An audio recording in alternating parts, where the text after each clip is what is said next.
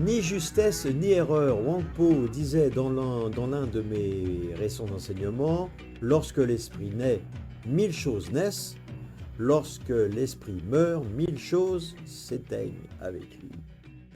Nous sommes tous pris dans ce cercle infernal des mots et des concepts. Des mots qui nous induisent en erreur, tout comme les pensées qui essaient de conceptualiser l'inconceptuel en s'exprimant à travers le langage parlé.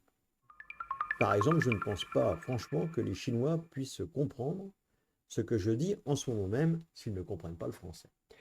Nous essayons de mettre des mots sur ce qui est au-delà de notre compréhension, qui est totalement limité de par le mental dans lequel nous vivons. C'est la raison pour laquelle Maître Wang Po nous dit que quoi que l'on fasse pour essayer de comprendre cela qui est, la réalité de notre être profond, eh bien nous gauchissons l'esprit 1, l'esprit de Bouddha à coup de mental. Vous vous en souvenez, on en a parlé. Quand vous êtes dans l'erreur, nous dit-il, vous ne perdez pas votre essence et au moment de l'éveil, vous ne la gagnez pas non plus. Pourquoi? Pourquoi? Eh bien, parce qu'il n'y a jamais eu d'erreur. Il n'y a jamais eu non plus d'éveil dans notre nature innée. Voilà le secret. La nature même de ce que nous sommes est l'expression même de l'éveil qui se manifeste à lui-même. Et nous ne le savons pas, car cela est si évident que nous sommes incapables de le voir. Il va falloir que vous réfléchissiez un petit peu à ce que je viens de dire, mais vous pourrez toujours regarder à nouveau. Les univers qui comblent les espaces dans toutes les directions sont originellement la substance de l'esprit 1. Agitez-vous, faites n'importe quoi.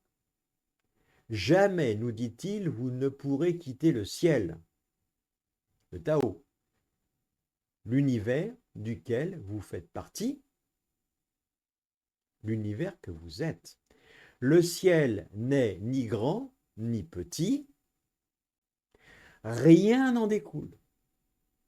Il est incomposé, ignorant l'erreur, l'éveil ne le concerne même pas.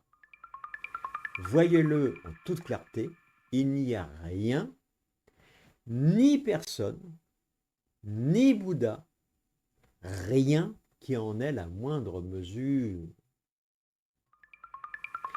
Ce filet d'eau pure qui ne repose nulle part, et jamais ne se grumelle, n'est autre que la conviction de ce qu'en votre essence, rien ne naît. Quel autre plan proposez-vous? Le Bouddha véritable n'a pas de bouche. De ce fait, il ne peut rien expliquer. Il ne prêche aucune méthode particulière, ni spirituelle, ni autre. La véritable audition n'a pas d'oreille. Alors donc, qui, en ce moment même, entend quoi que ce soit? C'était valable pour Wang Po à son époque avec ses moines, c'est encore valable maintenant pour nous, vous et moi. Voilà, je vais vous laisser sur cette interrogation. Et la prochaine fois, je vous parlerai de l'esprit originel. Vous allez voir, c'est très intéressant. En attendant la prochaine vidéo, essayez toujours d'être heureux juste pour donner l'exemple.